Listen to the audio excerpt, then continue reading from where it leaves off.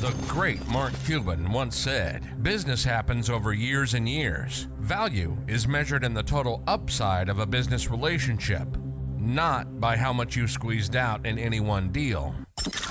And we couldn't agree more. This is the Business Development Podcast, based in Edmonton, Alberta, Canada, and broadcasting to the world. You'll get expert business development advice, tips and experiences, and you'll hear interviews with business owners, CEOs, and business development reps. You'll get actionable advice on how to grow business.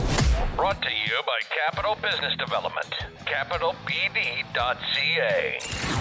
Let's do it. Welcome to the Business Development Podcast. And now your expert host, Kelly Kennedy. Hello, welcome back to the Business Development Podcast. Today on the show, we have the president of Fluor Driver. So excited for this show today, Paul Holah. Paul has 33 years experience in engineering, construction, project management, team leadership, maintenance. He spent 30 years of his career working directly with Fluor, a world-renowned engineering, procurement, and construction company which routinely handles multi-billion-dollar mega projects worldwide. Paul has vast experience living and working across Canada, living in places such as Calgary, Kingston, St. John, Fort McMurray, Ottawa, Cold Lake, Thunder Bay, Swift Current, and Flin Flon. Paul was appointed the president of Fluor Driver in 2017 to be the leader and drive growth in a widely recognized and trusted maintenance, turnaround, and construction company operating across Canada. Paul, how are you today? I'm very well, Kelly. Thanks for asking. How are you? I'm fighting a bit of a cold, but I'm doing okay. So I really appreciate you coming on the show. Me and you already have a pre-existing relationship, as I've had the privilege to work with Fluor Driver in your growth plan over the last year. And let me just say, it's been a privilege and I've enjoyed every minute of it. Great. Glad to have you, Kelly. Awesome, Paul. So I want you just today, I really want to talk about you because you have a very unique experience, with such, frankly, an amazing career, Paul. Our conversations about your career have always left me kind of like, wow, like how is that even possible that a man can do so much in his career? And then obviously I see you as a leader of Fluor Driver, and I see that on a weekly basis. And the way that you work with your teams, it's exemplary. And I think that the listeners could have a lot to learn from you today. And I'm really hoping to just focus this podcast really on you, on your experience. And hopefully we can impart some really, really good wisdom on new entrepreneurs, new business leaders who are kind of taking that helm that you have basically handled so well. And let's just see where this goes. I would like to start this off just by asking you to tell us a little bit about Fluor Driver. Okay, well, Fluor Driver is predominantly a maintenance company. Our best sites are the sites where we sign a long-term contract. We go through the gate every day with our team of craft and supervision, safety and quality, and we look after the people, keep them safe, keep them productive, payroll them, specifically working on, improving reliability in plants and in facilities, industrial facilities. Those sites that we go through the gate every day with our teams and kind of have a steady state headcount, a group of people that gets really good at knowing their way around the plant and doing good things in the maintenance space. And then when the client comes along with capital work or with turnarounds, outages, we would ramp up the teams to do those sorts of things for them. And then when those jobs are done, we would settle back down to our steady state team. So really industrial maintenance, construction turnarounds across Canada. We've got sites as far north as Northwest Territories and Ontario through to British Columbia. No constraints, just not crack the nut in the Maritimes yet to get out there and do some work. Yeah, it's only a matter of time. It just kind of is what it is with maintenance, right? Like this was my first foray into the maintenance world as well, and the work is when it is. And unfortunately, that's just the way that cookie crumbles. And it's an interesting one for me because I'm used to in business development having, I don't want to say quick wins, but wins that are considerably faster than they are in the maintenance world. Let's just put it that way. And it's just amazing how much effort goes into building those relationships, trying to establish connections, frankly, for work that may come 5 years down the line. It's a different business model for sure. What has your experience been in that? Like, have you found it kind of challenging where, you might be waiting 6 months, 8 months, and we're still waiting to have these meetings, or these maybe our meetings we've had already and we're waiting to get RFPs. Like, Does that ever make you nervous in that like waiting period? I wouldn't say it makes me nervous. I would say an awakening, or at least an acceptance that these things take time. They're not quick wins. Capital projects, go out there on the street. There's six bidders or whatever. Somebody gets awarded that piece of work. My bids not only have to be good enough to win the work, they've got to be good enough for the client to say, "I'm willing to make a change." So what you've offered Mm-hmm. me is way better, and I'm going to go through that discomfort and that pain of making a change from my incumbent contractor.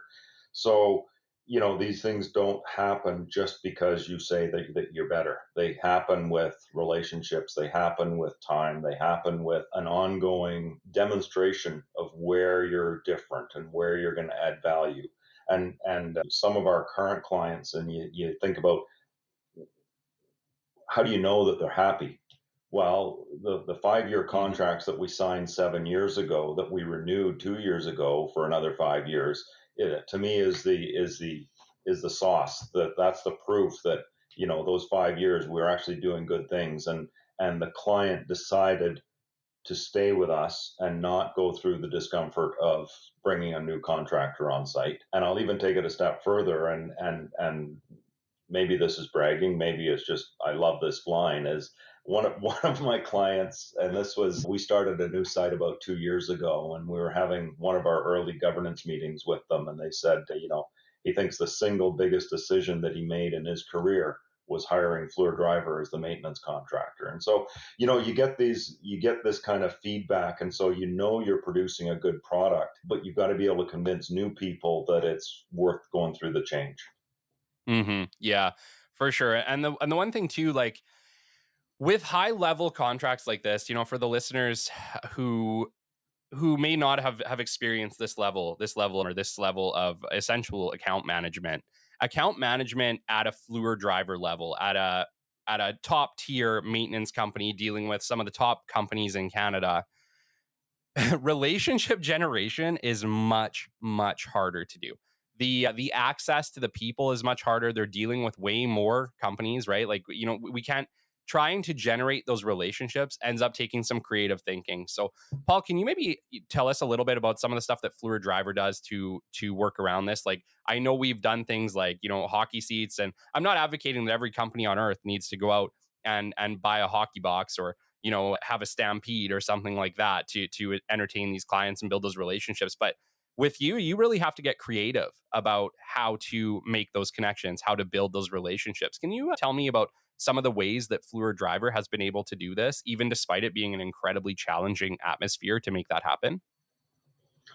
Well, I go back to what we've already said, Kelly, and personal relationships, and you said you wanted to talk about me a little bit, and my role in Fluor Driver. Part of the reason that I was anointed, whatever you want to call it, for this role was, and because as you mentioned, all the places that I've lived and worked, I do know a fair lot of people across Canada, and in and out of client organizations, in and out of competitor organizations, industry associations, things like that, and so those relationships, that I know you, I've worked with you in the past, we have an element of trust, or at least I know you enough to say I got some confidence in what you're telling me.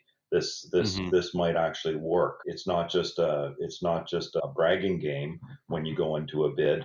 It's a brag from someone that you have worked with in the past, and can look them in the eye, and reminisce about projects that you've worked on together, and at least have that you're not coming in blind. You're not coming into a new pitch. Well, who's this guy? This guy is someone that I know from the past. And so I think that's the having the relationships. And for new clients, you've got to start developing those relationships. And that's why you say that the time element is extended. It takes time for you to gain enough trust or gain enough credibility with your product to be able to get the client to take that leap and change out their incumbent. Yeah, no, it's definitely like from the outside looking in from a business development perspective, I definitely see the challenges with that, and that real need to have that connection with either the person that you're working with directly on site, someone like Keith, who is a rock star at client relationships and really goes out of his way to just say, hey, how's it going, talk to me, like it tries to create that real friendship with those clients. And that's where I see really the strength of Fluor Drivers, that you guys have managed to overcome and create relationships in an industry that creating relationships is designed to be hard. They make it intentionally hard to create relationships to essentially improve competitiveness, but unfortunately it takes that human element out, which is so critical in all business. So the other thing I'll add, Kelly, is that you need to be positive. I've I've coached and preached this for quite a while. The answer is yes. And it's much easier to say yes to something and explain your yes than it is to say no and explain the no. So Mhm. anytime you've got a question, can you do that? Yes, I can. I'm going to need to do these 6 things on the side, but the answer is yes, as opposed to Mhm. no, I can't do that because of these 6 things. I can do it and I need to do these other 6 things. So it's really about saying yes and getting into their space as to what they're asking for, and giving them a solution that, yeah, it might have caveats and it might be hard, but you are accommodating. Yeah, no, for sure. And I totally understand that. And working with you, I know that the answer is yes, and we will figure it out. There's no question. I want to take us back, Paul, because you have an incredibly impressive career. Me and you have had plenty of vehicle rides. We've had lots of talks and obviously lots of meetings over the past year. And I've always enjoyed you telling me about your background, about your engineering background. Can you tell the listeners a little bit about your 30-year career with Fluor? Holy smokes, that's how long do you have, Kelly? You know what? We got time. I'm not rushing anything. You do it. All If we got right. to be a two-parter, we're a two-parter. So I thrive on variety, and I don't want to say I get bored, but I would be unsatisfied in my career doing the same thing every day for 30 years. And so I started as a mechanical engineer, and I did that for a few years. And you go from a stage of being a good engineer to being a good engineer who has other engineers reporting to them in your field, and then you get to be an engineer that's responsible for different types of engineering. So as a mechanical engineer, I then looked after as a lead engineer. And then as an engineering manager type person, and then eventually you get to be a project manager where you're not only looking after the engineering field, but you've got procurement, construction, quality, safety, all of the other elements that go into a project. And so after doing engineering for about 5 years, I had the opportunity to go to Kingston. We engineered a project for a food plant in southern Ontario, and not only did the engineering on it, but then I spent 9 months at the site doing the construction, the commissioning, and the turnover to the client. And it was a relatively small project, but it went from calculator to hard hat and steel toes, right? So, Yeah. and then I said, I'm done in Kingston. The project's finished. I'll come back to Calgary. And they said, how'd you like to go to St. John? We've got an engineering alliance starting up in New Brunswick. How'd you like to go out there and be part of that? And so that was interesting. A live refinery and a group of people that were just getting started on setting something up that eventually became a 17-year engineering alliance for a single client. So I did that for a few years, and then the client actually got into a situation where they'd overspent on a big project. They said, we got to trim the size of the engineering group. So I put my hand up, said, I'm ready to come back to Calgary. And they said, how'd you like to go to Fort McMurray? You're like, yeah, I Uh, can't wait. that's a bit of an awkward conversation to go home with after that call. So we ended up leaping in, and the reason I'm telling you all this is because I don't regret any of these. These were all good places for me to go. They were different. They were different experiences. They were notches in my career that Mhm. that gave me, and you don't necessarily appreciate what you're learning at the time you're learning it. It's when you look Yeah, back at it and say, I learned how to do that in St. John. I learned that skill in Fort McMurray. absolutely. So I ran a small office, an engineering office in Fort McMurray for Fluor for a few years, and then I put my hand up and said I'm ready to come back to Calgary. And they said, how'd you like to go back to St. John and run the engineering alliance out there, right? So when I was there previously, I was an engineer, and now I went back as the alliance manager. And when you talk about having good client relations and looking after the people that are in front of the client every day is very much what I do today, right? When you mention our sites that we have,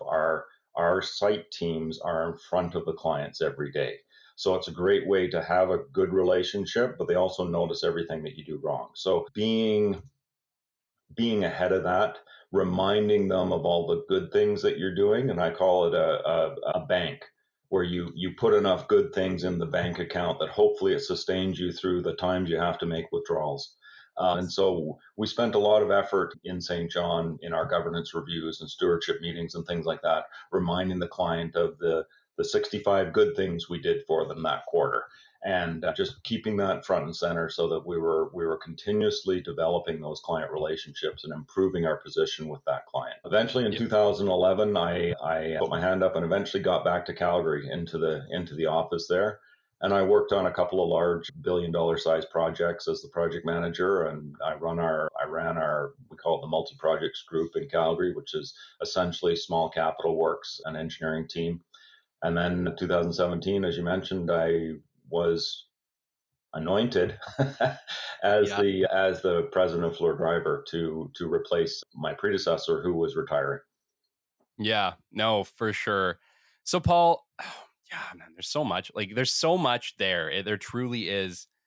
Like in your time, I was gonna say like I definitely understand what you're saying about there's nothing in my career that I regret. It's like I learned a lesson from every single place that I've worked at.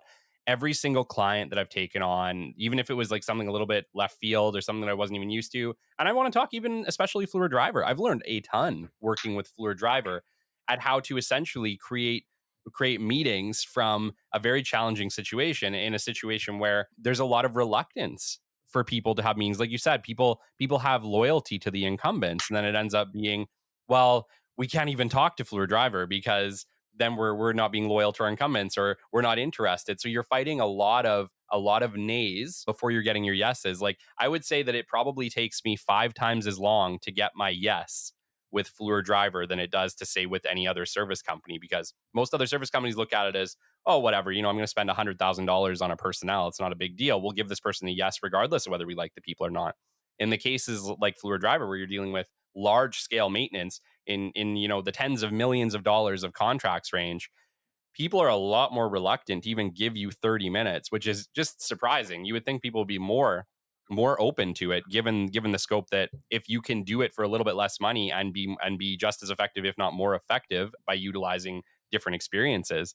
But yeah, it's a tough market to be in, and I've cut my teeth. I definitely cut my teeth with my business development on this particular project. Yeah, certainly in our case, Kelly, the competition isn't necessarily the other maintenance companies. It's the maintenance companies that are embedded in the client organizations. And in some Yes. cases, it's the fact that they've chosen to internalize their maintenance. So they haven't even outsourced it.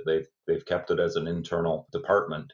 And so we've done some work on a business case to show that outsourcing is better than insourcing, or hybrid teams might be a better answer to that. But the competition is not the other maintenance companies necessarily. It's the incumbents and the choice or decision to insource. Yes, yes. And just so my listeners understand, I mean, it even took me a bit to understand this when I got into Fluor Driver, but the cost to switch out an internal maintenance team is actually quite high, right? And there's always a fear that you will lose knowledge, you'll lose, a good team, or you'll lose this little team that you really liked. And so there's a reluctance. There's just a reluctance internally to make change. And just I want to speak to this, Paul, because I think there's going to be a lot of people listening to this who may be able to use Fluor Driver in the future. And I just want to speak that there are ways that we can alleviate the pain of this. One of them is we can definitely onboard some of your internal teams. If you have an internal team already in place that you like them, you like this group, if you were to let Fluor Driver know, Fluor Driver would bend over backwards to make sure that we found a way to keep that team for you. Do you want to speak of maybe some other ways, Paul, that we can alleviate the pain of a switchover? Yeah, there's a few ways, Kelly, and so the first one, as you said, if they've got an in-house team and you can take some of those people, make them part of the new maintenance team that includes Fluor Driver, that's a good win. In places where they've chosen to outsource, they have an incumbent contractor, and we're coming in as the new guy. We would target 60 to 70% of the craft to try and get those crews over onto our payroll. We'd put our own supervision in, start putting our own policies in place. We would continuously monitor the change to see how's the pulse, how's it going, any course corrections, and do that often and regularly through the first 3 to 6 to 12 months. Other things we've done on sites to give the client some comfort is come in and say 100% fee at risk. The fee is based on performance. If you're not happy, you don't pay the fee. And so we that can be an attractive proposition to drive the behaviors of not only my team but their team to say, we'll do a scorecard, we'll do some sort of benchmarks or metrics and say, here's where we are after 3 months. Need to fix these 6 things, or you guys are overachieving in all these categories. Here's we should go ahead and pay the fee. So that's a good way to drive the behavior, and it does connect people. Anytime you've got a Mhm. situation where the alignment of objectives between the client and the contractor is aligned, and let me connect that a little bit further and say, if we're doing a good job on maintenance and safety and what's important to the client should be more than happy to pay for it because it's helping them achieve what's important to them. So, it does connect these things. I get paid well when the client's objectives are being met. Yes. So you're speaking to mutually beneficial relationships, which I preach to, right? In my mind, if you don't have a mutually beneficial relationship with your client, you don't have a good relationship. Like, it's frankly, you probably shouldn't be doing business with them, because if you aren't providing a good value to your client and your client is providing a good value to you, there's always some type of unequalness or indifference going on. And so I think that all companies should strive. And I definitely see that Fluor Driver does that as well. And it's not only that, Paul. There's so many benefits that come with Fluor Driver that are completely intangible. And it's like we've sat in a room and we're like, how do we explain these benefits that are sometimes immeasurable, but they're immeasurable. They're almost all companies on some level have immeasurable benefits that are sometimes incredibly hard to quantify, but you know that they're real, you know that they exist, and can definitely make it challenging. But you have to find a way to at least make light of them, because what I mean, obviously with Fluor Driver, you have to go back and go back to the connections with Fluor and JV Driver and realize that Fluor Driver has reach back, right? We have reach back. We have access to knowledge of a 110-year plus company. And there are benefits that come with that, even though they're not necessarily quantifiable. Yeah, we have a client that is truly appreciative of that, Kelly. That they've hired me as their maintenance contractor, and they absolutely love the fact that they don't have to sign another contract to get engineering done. That I can phone a friend back in Fluor and get access to engineering for whatever projects they need to get done. The client just deals with my site manager. My site manager organizes the engineering, and then the procurement and construction gets the job done, tosses them the keys when he's got the plant ready for them. So it really is a value to that specific client. Another story I can tell, Kelly, is we were in the middle of a shutdown in southern Ontario. I happened to be at site that day visiting our team and visiting the client, and there was a mistake. Somebody had put the wrong welding rod into a joint. And the question was, did we need to cut all these welds out, or could we live with it? Was it bad for that service? Was it bad for those joints? And so I phoned a friend back in Fluor and had 3 or 4 welding engineers, metallurgists weigh in on the problem and get me an expert answer within a couple of hours. And it was, there was no cost for that to the client. It was just, we knew who the right people to talk to were to get them a solution very, very quickly. And those are the kinds of things that they get forgotten in the heat of the moment. And when I talk about my list of reminding them of the good things that we've done, things like that go on the list where there was no separate purchase order for this. There was no pat on the back or accolades for it. It was just something that we had access to, so we got it done. Yeah. So I guess what I wanted to speak to in this, for people that are kind of listening, that are in a higher level role, who are trying to maybe put together the benefits of your company, you have to look at not only the tangible benefits, the obvious ones, but there's a lot of non-obvious benefits to your company as well that maybe you don't even know in the moment. Maybe it's something that you start to figure out as you operate or as you do more business, but you have to try to keep track of not only the tangible benefits, but the intangible benefits, because there are definitely immeasurable benefits. And if you can at least name them, it gives your client something to look. Kelly, can I just go on Yeah. to that for a minute, because I think there's something there, and it's not just the tangible or intangible benefits that you have and that you bring. Understand what your client wants from a tangible or intangible benefit. I'll give you an example. If you're going in to try and bid for a client, try and figure out what their annual report says. What are their goals? What are their objectives? What are their pet projects, if you want to call it that? What are the ESG initiatives that they have going on? How do they feel about local content? How do they feel about Indigenous involvement? How do they feel about charity or food banks or supporting Little League teams? Or, each client is going to have a different intangible kind of bias, and things that work for them. I would encourage most suppliers to try and emulate that a little bit. And if local content is important, then your bid should show a local content to appeal to that. Okay. So yeah, no, that actually makes a lot of sense. So ultimately what you're saying is try to figure out what the values are of this company. Do they value Little League? Do they value certain donations, things like that? And then try to emulate it. Are you suggesting, Paul, that company should then, if that's a client that they want to go after, that maybe that they should be start to think like 6 months, 8 months ahead and say, hey, if this company is donating to the food bank, maybe we should also donate to the food bank in order to create essentially a joint passion? Is that kind of what you're thinking? Sort of, Kelly. I guess what I'm saying is don't ignore it. And if you think you've got some value in whatever category that is, it needs to be a value that's important to the client. Yes. No, that's fair. Because me saying I support local content to a client that is in Nunavut, Northwest Territories, that there is no local content available, you've got a mismatch there. So what you're bragging about of something about local content doesn't appeal to something that's important to them. I see what you're saying. So you have to line up your pitch to their values that they've deemed to be important. Okay. No, that makes a lot of sense. That definitely makes a lot of sense. And so and there's obviously ways to work with that company on their values, right? Like you can put that up front in your initial discussions with them. Say, hey, I see that you have a passion for the food bank in your area, or you have a passion for local content. How can we help you with this? And let them maybe even name some of the ways that you might be able to assist in that to help your bid. Right.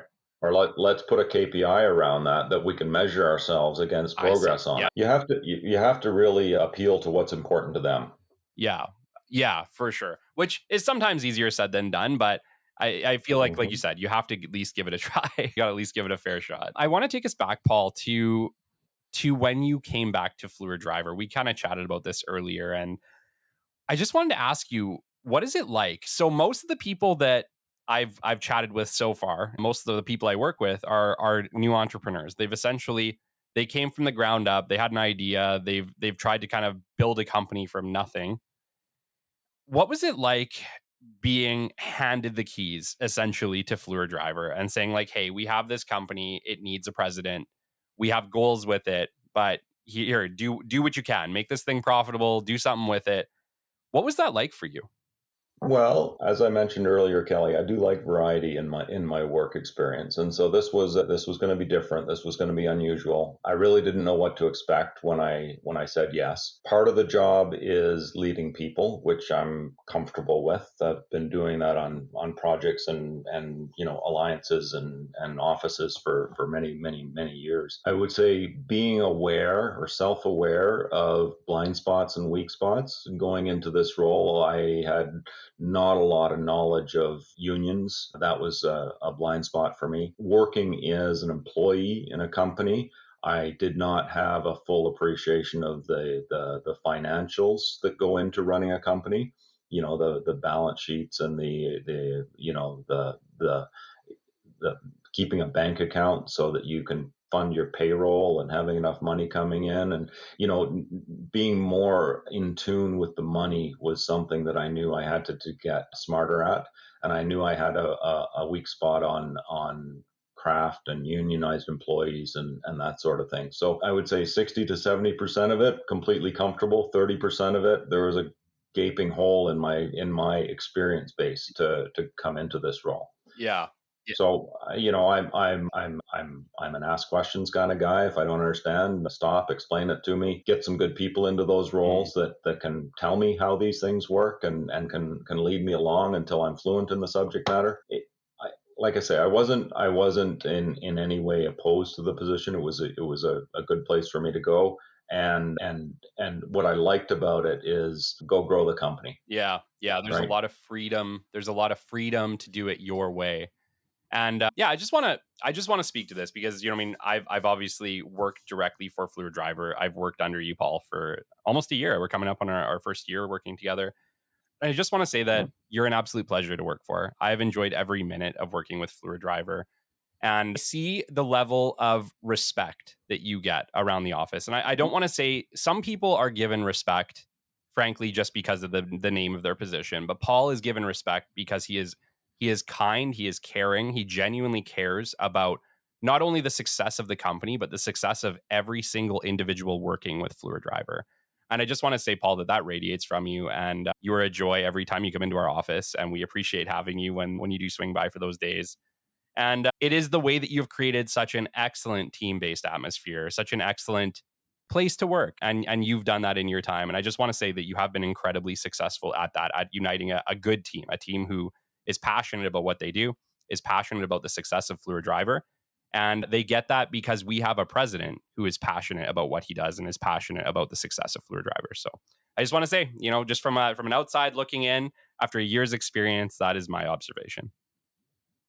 Well, I'm a Kelly. If you haven't figured it out yet, I'm a big fan of being positive. I try and exude that. I would much rather surround myself with people that are positive. Pretty fun place to be. We're gonna tell a joke in some meetings. We're gonna put a ping pong table in the lunchroom. We're gonna have some fun at work while we're slogging through those 8, 9, 10 hour, 12-hour days that we have to put in some days. But I'm not gonna micromanage people. I'm gonna trust them to do what they do. I've always had an approach of trusting people. Occasionally I get disappointed and then we have a different conversation. But I do find that letting people do what they're good at and giving them a lot of rope to go out and do those things, keeping things positive, using humor as a management tool. I do find that to be productive. Just that's the way I roll. That's the way I do business, and it does seem to work. Yeah, no, absolutely. And I want to kind of carry this forward because, like I said, you have an incredibly motivated team. You really do. You really do. You have passionate people working for you. How have you been able to foster that passion, that motivation in the staff of Fluid Driver? Because that is no question to me. That is the reason that Fluid Driver is so successful. It's truly the passion of the team that you've put around you, the management team, even the office team, and then the field team as well. But everybody is passionate about what they do and motivated. So Kelly, this didn't happen just because we dealt the cards and these were the cards I got dealt. This has been, Floor Driver started in 2007. I've been here since 2017. It wasn't always this way.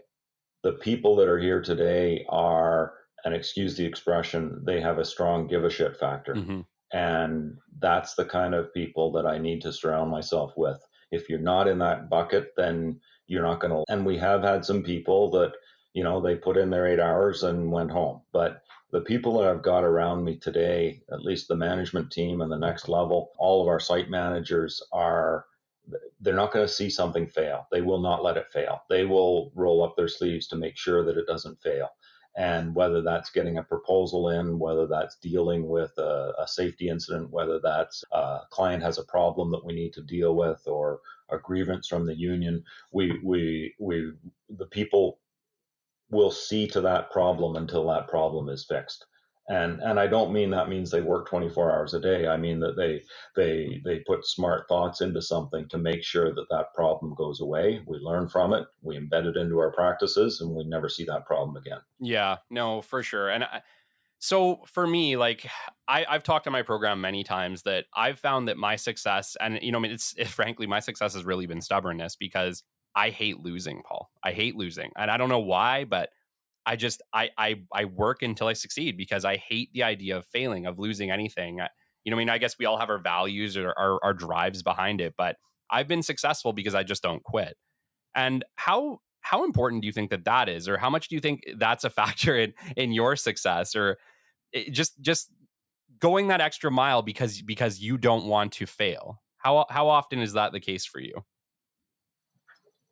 I think let me flip the answer around a little bit, Kelly, and with the mandate that I've got, that's very general, which is go grow the company. If we're running down a laneway and we hit a wall, we'll go down another laneway, Hmm. or we'll go down three other laneways. And let me explain that.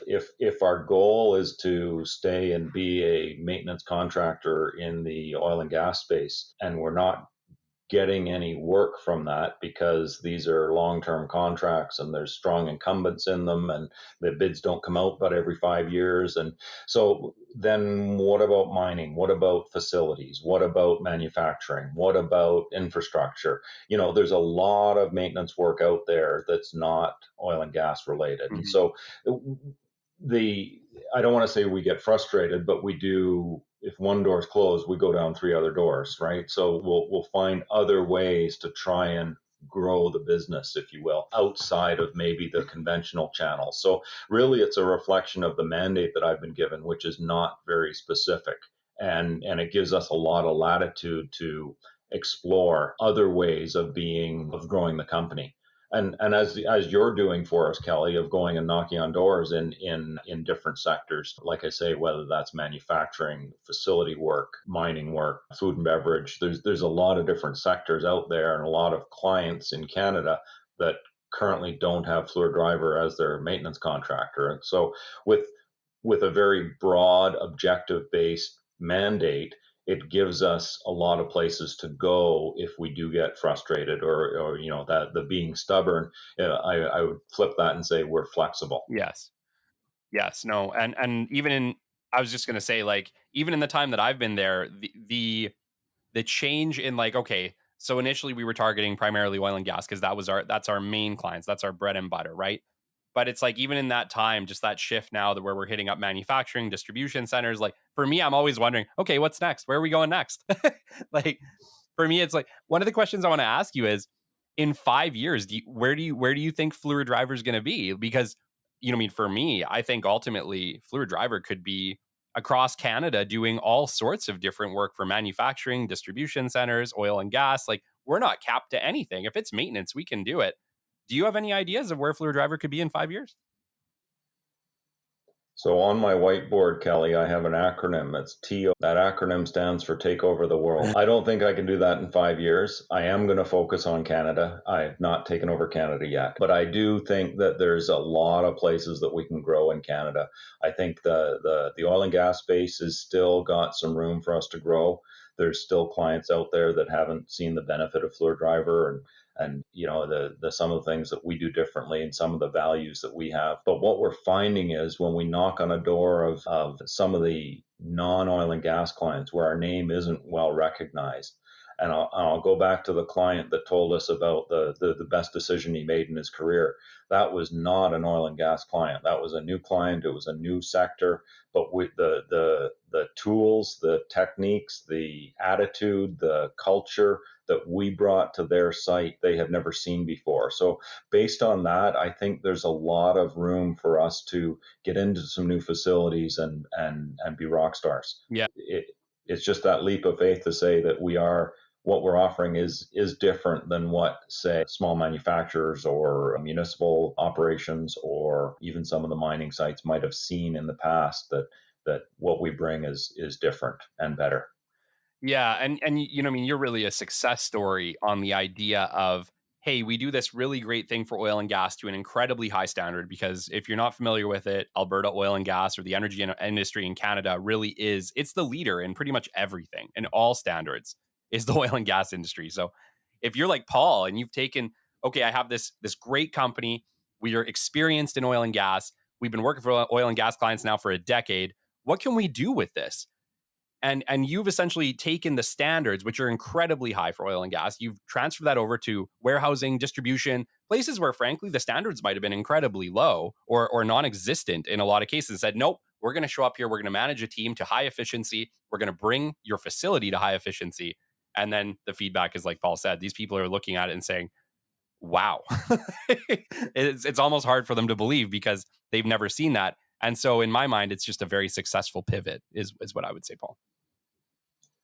Yeah. So then the trick is how do you replicate that, and how do you get other clients to tap into it and see the benefit that we can bring? Yeah, for sure. So we've talked a lot about success. I want to talk a little bit, and I mean, you can cut me off if you want here, but I want to just ask, can you tell us about some of the challenges you faced as the leader of Fluor Driver? I mean, it's like we want to always say that things are great and they're just clipping along and there's never any problems. But me and you both know, running a company, there's always challenges. There's always hiccups. Can you speak to maybe a couple of the challenges that you faced in your time as the leader? I'm not going to talk about COVID or a recession. How's that? Sure, fair Because enough. they were pretty significant events through the past 5 years. So, Kelly, it is. I think the biggest challenge or frustration is sometimes we put bids into clients and you don't have a chance. They are so glued to the incumbent. They're going through the motions of asking for a bid because corporately they say they need to go out for bid every 5 years, but they have no intention of changing. And so we play that, we put bids into it, but it's a frustrating situation when you put 100% fee at risk, you've got a volume discount, you're going to put in your A team of players onto that job, and you don't even get a question after they've opened the bid. And so there's some frustration there in the bidding space where we don't. I don't even know if they open the bids, right? But they've Mhm. gone through the motions. They've stretched us by asking us for a very complicated bid to be submitted with lots of questions, lots of long answers, lots of different rate schedules and things like that, and execution strategies and things. And so you put a lot of effort into that to find that it didn't go anywhere, and it didn't go anywhere hard. Yeah, and yeah, I've experienced this in my time with Fluor Driver, right? So I totally understand where you're coming from with this. How So the stubbornness, I guess, on that side, Kelly, is you keep knocking on those doors and you keep doing it, and you keep saluting and saying, yes, Mr. Client, I'm happy to put a bid in. It does drag on you a little bit when you don't get a lot of feedback from it, or the feedback is, we had client feedback once that said that we just weren't hungry enough in our bid, and this was a request for information package that didn't even have pricing in it. So they were giving us a bit of a runaround answer to a direct question. So good feedback isn't always forthcoming, not always honest. It's not a and often these bids are a waste of time, but you don't know it at the time. It's it's that learning from hindsight and learning from looking in the rearview mirror. and so I've seen this, right? Like I've seen the fallout of this. And the fallout of this is not just you. The fallout of this is the bid team. It's JL, it's Keith, it's all the people, it's Jen, it's all the people up top who have put in all this effort to create this outstanding bid. And obviously stuff like this happens. How do you deal with the frustration of this, Paul? How do you, like, not just with you, but with the entire team who starts to feel demoralized a little bit because they put in a ton of effort, maybe a week, 2 weeks, 3 weeks, who knows how long it's been to put together this amazing bid package. And then you get So feedback like that. How do you deal with that demoralization?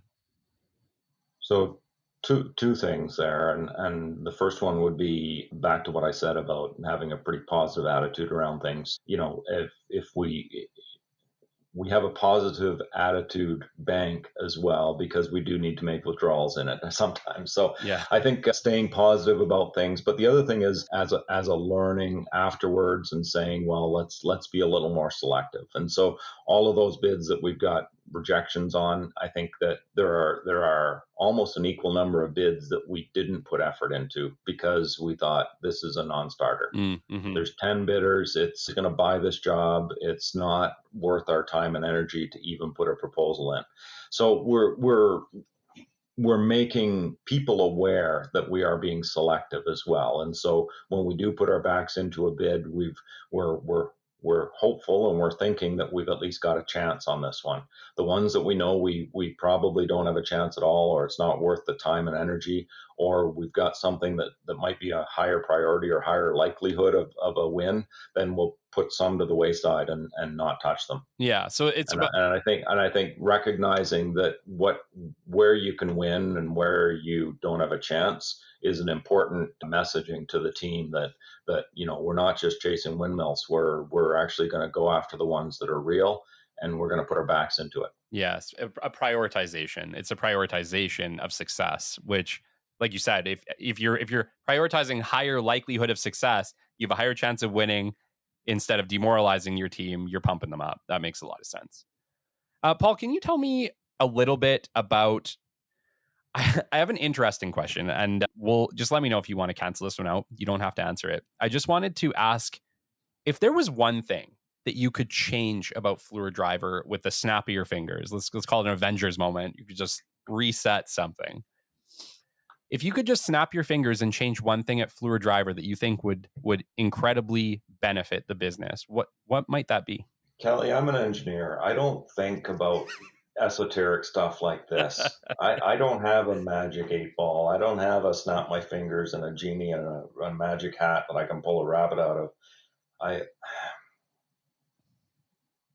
If it was an easy change, I'd have made it already. Sure. Any fundamental changes of people are right now, they're in the hard bucket, because every single person is performing. Every single person is pretty good at what they do, and strong, not going to let things fail attitude to them. So I I don't know if there's one thing that I would snap my fingers and change.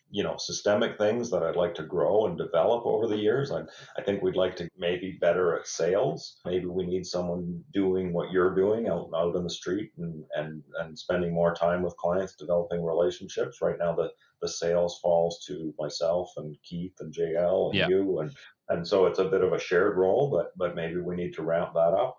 And I think over time we probably need to grow where we're very good at doing steady state maintenance. Maybe we need to develop other businesses. For example, do we have two guys in a truck model that can go and be dispatched to go and fix a track unit, or go and fix an elevator, or go and fix something for someone in facilities or warehouses, or industrial, like a call out service might be something to grow and develop.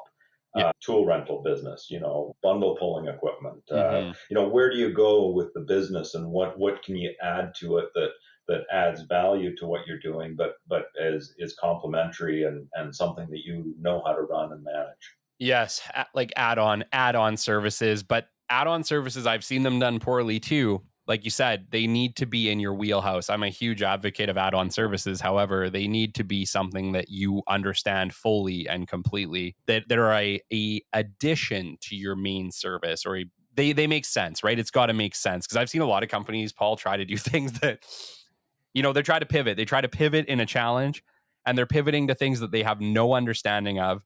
And in my mind, you can't be competitive if is in starting, especially a new service, if it's not in your wheelhouse, if it's not already like your main understanding. Trying to kind of jump Right. in and do something new, it's almost like a guaranteed failure in my book.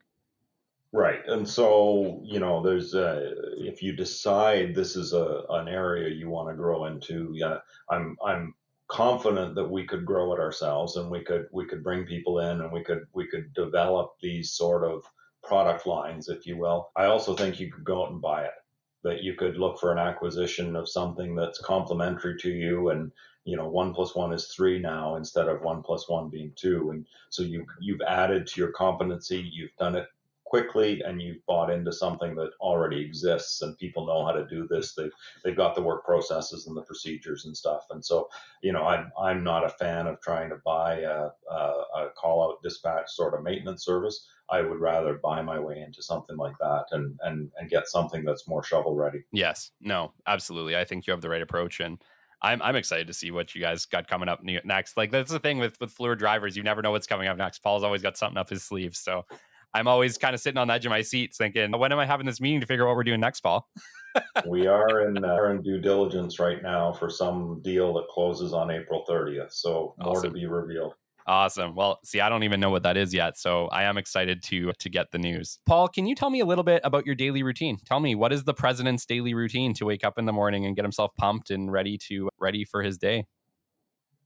Is it a good day, Kellen? It's a great day. Okay. So on a good day, just for everyone's information, I do live in Ontario now, so I'm 2 hours ahead of most of my staff who live in Alberta and most of our sites in Western Canada. And so my mornings are typically quiet. If I can, I'll go for a run first thing. I spend some time out in the Maritimes. I mentioned all the time I spent in St. John. We do try to spend our summers out there, and so I've got a 3 hour advantage on Alberta. I can go fishing in the morning for a couple hours and then come in and load up my computer and stuff. So I try and do something in the morning that is for me, that is relaxing. And then like I say, it's quiet for the first couple of hours once I get to my desk. So I'm either on the phone with other people in Ontario, whether that be clients or our sites in Ontario or further east. It gives me quiet time for reading contracts and things that I need to do with no interruptions. I've got some time there. And then by the time Alberta gets into work, every week, 2 or 3 times a week, I'm in touch with each one of my direct reports, whether that's my finance director, my human resources director, the site operations, or the proposals and estimating group. And I make sure I'm on the phone with them 2 or 3 times a week in person alone and not in some other agenda meeting. Most of our regular meetings end up being in my afternoon. And then I do travel quite a bit. So visiting our sites, visiting clients, doing trade shows or conferences and things like that. So routine could be waking up in a hotel and figuring out how I'm going to get to the airport or to the train station, or when do I need to get this rental car back. So the routine when I'm in the office is a lot of phone calls, some regular meetings, a lot of personal meetings, and so normally try and shut the computer down by about 6 o'clock in the evening, which is 4 o'clock in Alberta. So trying to accommodate a lot of their day as well. And then that's my day. I try and leave the computer in the office. Yeah. And so after 6 o'clock or on weekends, I'm still on my phone. I can respond to anything urgent, but I'm typically not stopping into my office to do work on the weekends or in the evenings when I'm not sitting at my desk full time. Yeah, excellent. That was going to be my next question, is that when you're in a high level like yourself, sometimes it can be really hard to shut down from work. And heck, I've gotten in trouble for it plenty of times because I'm on my computer between the podcast, working full time for Fluor Driver, Solace, and trying to grow capital. I'm usually working, sometimes I'll start my work. Like you said, we started this morning. We're at 7 a.m. We started this meeting for this interview. And typically I'm working till about 5, 6, 7 at night. And more than once, I've gotten in a little bit of trouble for working a bit too late and a bit too long, but it can be really hard to shut down. What have you found? How have you found, how have you been able to do it, I guess, would be my better question. Like, because even when you shut down, like I find with myself, even when I shut my computer and I say, okay, that's it. Like I've done enough for the day. I'm done for the night. I still find my mind creeping back to work. It's still creeping back, right? Like, what did I miss? Is there something that I forgot to do? Is there something that I need to do or something that I should do because it's a priority and I need to make sure it's done for tomorrow? Or, I don't know. You might not have the answer to this, Paul, but I haven't found the answer to this yet. So do you have any advice? Well, I can't say my mind shuts down, even though I'm not at my desk, Kelly. I do think about stuff. Sometimes I wake up at night thinking about things, and I don't think that's abnormal when you care. Couple things. I have learned that issues, problems often can take care of themselves without my intervention, right? So you may see something, I'll watch it carefully, but I don't necessarily intervene on it unless it's absolutely necessary, right? We've got smart people working for us. We pay them to do these sorts of things. It's we don't need the whole management team deflected to go and deal with a problem unless it's required. But most problems can be taken care of by the people that are responsible for those things, and it doesn't need my intervention. I'll read the reports, I'll read whatever's going on it, but I will watch and I will not intentionally not intervene right away. I've got stuff to do, right? And I'm paying people to do these things, and so I'm hopeful that most of this stuff doesn't need to come to me as to get involved. Sometimes it does, but I'm able to leave that at the next level down and let people take care of business, which is what they're supposed to be doing. So what you're saying is rely on your team, have faith. Yeah, Yeah, which yeah. is hard. That's hard. I mean, it's hard for any business owner, I think. No, it's not. Well, let me flip it around the other way. And so every problem that I hear about, I need to get involved in, I won't get my work done. Sure. Sure. Right? You've got to count on your people to do things and be involved when you need to be. But if you don't need to be, let them do it. Yeah, it's great advice, Paul. It's great advice. I'm totally on board. I totally believe you. I just also know that from like the standpoint of the clients that I've worked with and even myself, the idea sometimes it's something we all have to get better at. Everybody sucks at delegating, I think, until you take an active approach to it, until you decide, okay, I am sucking at delegating. I need to do better at this. That's when we get better at delegating. But I know for like, even myself, it's like I'm trying to train Cole right now, which is my first employee. And working with Cole is like, I want to give him things, but I also don't want to overwhelm him or do poorly for my clients. So it's like I'm trying to do things with him, but also monitor the level of work so that I can make sure that we are getting what I consider is the acceptable standard. But you're right. At some point, I'm going to have to take a step back. And I know it's like working with, I know Deanna at Solace, working with some of my previous clients like Engridy and IPEC. Sometimes it can be really hard to take a step back and say, okay, I'm just going to trust my team with this. I think that takes practice, skill, and a while to get right. Well, and it is a learning, Kelly, of years and just a recognition that, if you don't jump on it, if you don't jump on it right away, 90% of the time somebody is going to fix that and the problem is going to go away. Your people are going to deal with it. You don't need to get involved. And so let that happen. Okay. Well, there we go. That's my piece of learning from this, Paul, and I really appreciate that. I'm going to try to be better at delegating and having faith. All right. Well, I want to take us in. This is the Business Development Podcast. I do want to take us into the marketing strategy a little bit, Paul. Can you tell me a little bit about not just obviously, I know that you're working with Capital, you're working with me, and I appreciate it greatly. But can you tell me a little bit about your marketing strategy before me? What did Fluor Driver do? Like, I know you guys do trade shows, but can you tell us a little bit about how you used to market Fluor Driver maybe before you brought on Capital Business Development? There wasn't much, Kelly. I think there was a lot of relying on the phone to ring and someone to send us a package. And I think, since I've been given this mandate and given this infinite flexibility, essentially, we're not only doing trade shows, we're doing very specific trade shows to get the Fluor Driver brand out there and recognized. So We've probably done 2 or 3 trade shows in the mining sector. We've got 2 or 3 more this year to go out. And, the first one, you might get a nibble, you might get a bite. The second one, you might get a couple. I'm hoping on the third or the fourth, we start to get some name recognition from that. So targeted trade shows in areas where our name isn't well recognized is one of our tactics. The second thing is, and I spent a lot of time actually this week working on this, is we have 2 big shareholders. One of them is Fluor and one of them is JV Driver. And to be blunt, as shareholders, they've not sent us a whole lot of packages to bid.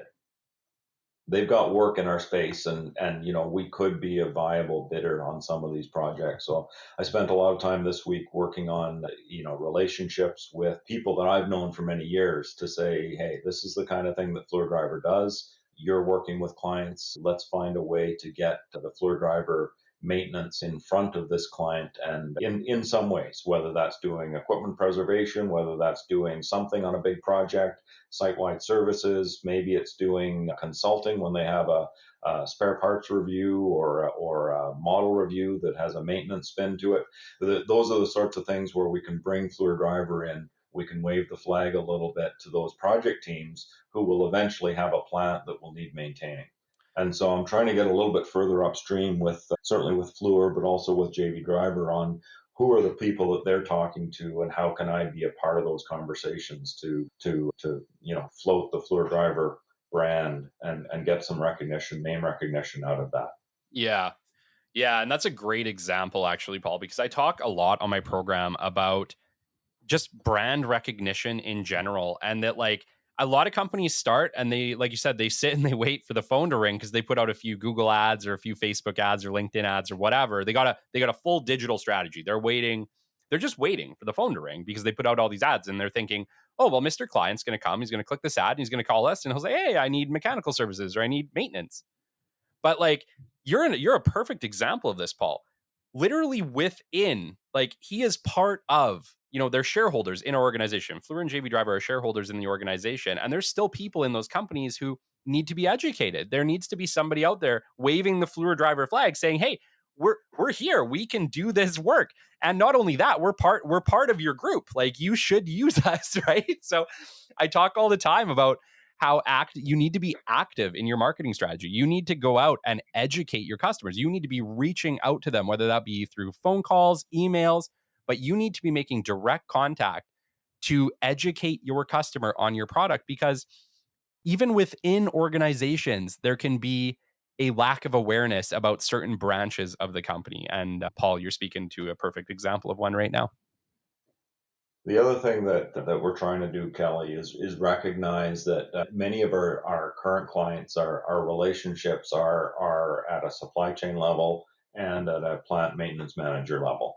That we have no relationships higher up in the client organizations, right? And so who do we nudge when we've got something else to add, or who do we address a problem with or a fairness with when our key contacts are probably maybe even part of the problem. So we're trying to navigate additional relationships in the clients' organizations, and if we're working at one plant for a big client, well, why aren't we working at the other three plants that they own? So what's holding us back from doing that? And it is the client executives aware of those good things that we've done over the past 7 years? Are they aware of the value? Are they aware of the different things in the Fluor Driver toolkit that we're bringing to bear to the benefit of that client, right?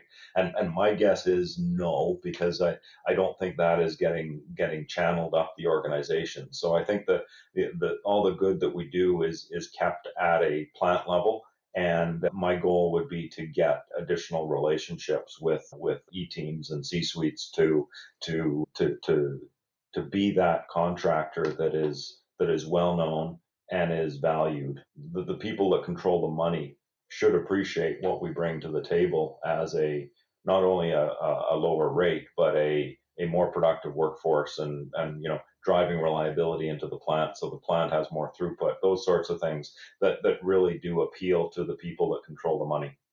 Yeah, no, and I definitely see the challenge in that, because it's just simply not as easy to find the right people. There's a lot of detective work involved. There's a lot of questions to be asked to get to the right people in those organizations with what you do. And so it's like we are even developing our strategy. It's like as we go, we're developing our strategy on how do we educate that next plant? And I know in a lot of our meetings, a way that we do that is we ask, is there somebody else that we should talk to? Is there somebody else in this organization that might find this conversation interesting? And can you give us an introduction? And I think we have to just continue to chase the next lead. There needs to be detective work involved in all of our conversations with our clients, because like you said, these larger organizations, they're compartmentalized. They may or may not share information. And in my experience, most of the time it's there may not, right? They're probably not sharing information to the next site.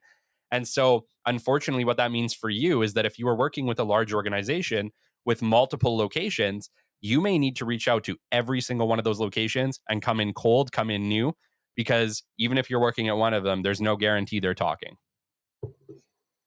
I'd almost guarantee they're not talking, Kelly. So plan for that, I guess, is the message. If you don't think that just because you've got a relationship with one branch of a client's organization that you're in any way connected to any other branch. They're not. Yeah, no, absolutely. Well, Paul, we're getting to the end of our interview. I just want to have one more question for you, and I think it's going to be a little bit of an open-ended one. What has been the best growth strategy that you have utilized with Fluor Driver? To you, what has been the most effective thing that any company can do to grow their business? So Kelly, I think that all of the growth strategies and stuff are great, and all of them take effort. All of them require heavy lifting.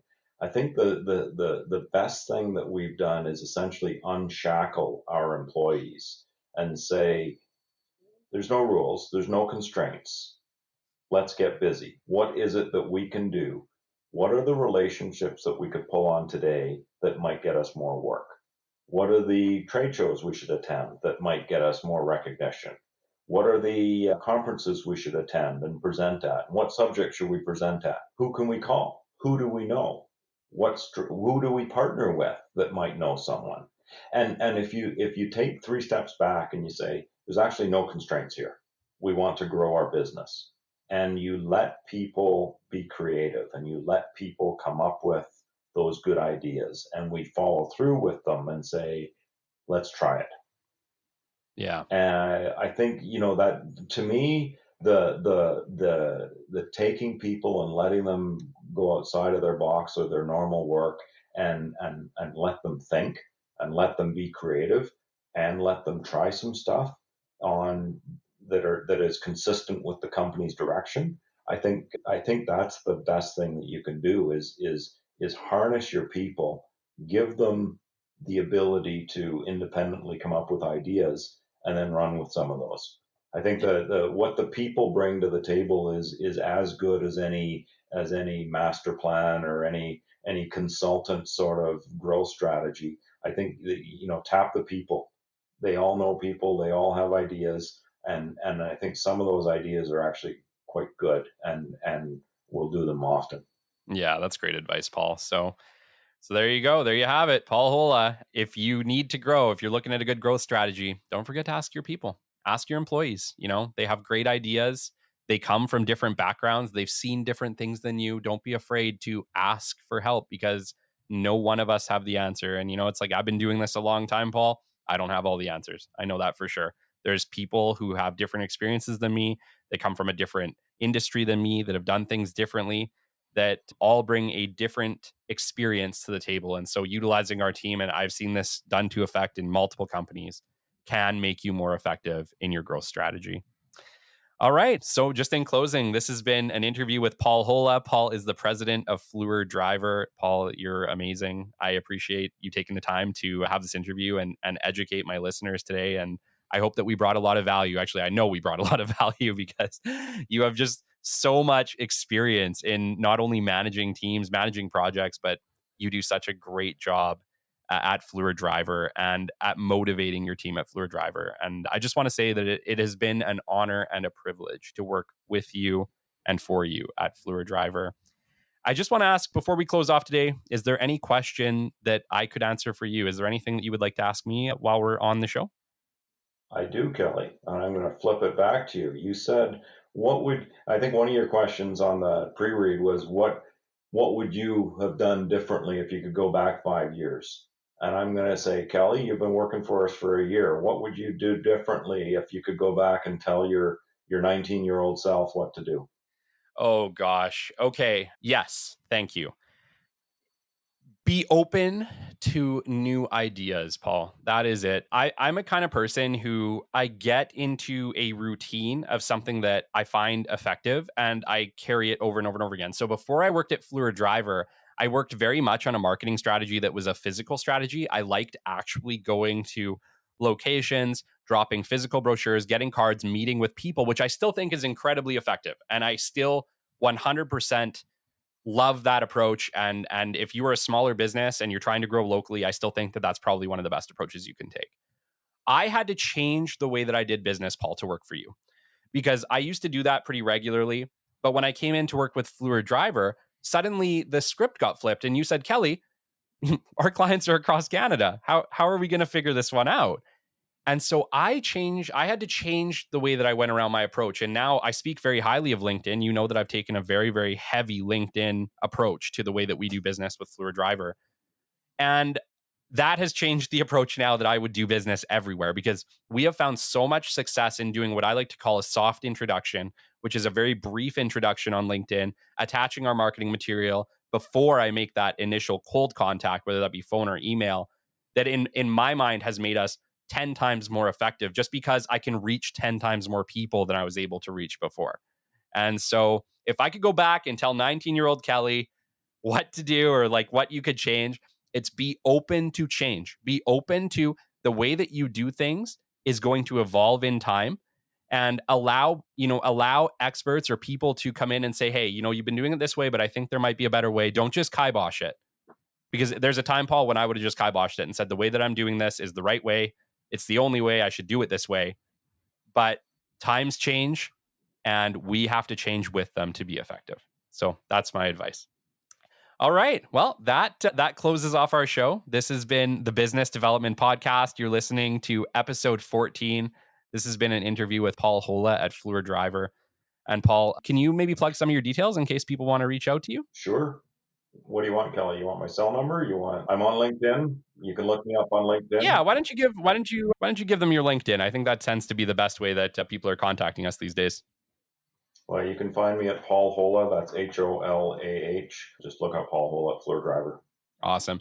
And you can, if you guys want to check out Fluor Driver, you can come over and find us at www.fdindustrial.com. That is www.fdindustrial.com. Fluor Driver does full scope facility maintenance, turnaround, and capital projects. They have access to all trade and craft you may need. They have the ability to work union or non-union. And like Paul says, the answer is yes. So give us a shout. All right. Thank you so much. You've been listening to the Business Development Podcast. We'll catch you on the flip side. This has been the Business Development Podcast with Kelly Kennedy. Kelly has 15 years in sales and business development experience within the Alberta oil and gas industry and founded his own business development firm in 2020. His passion and his specialization is in customer relationship generation and business development. The show is brought to you by Capital Business Development, your business development specialists. For more, we invite you to the website at www.capitalbd.ca. See you next time on the Business Development Podcast.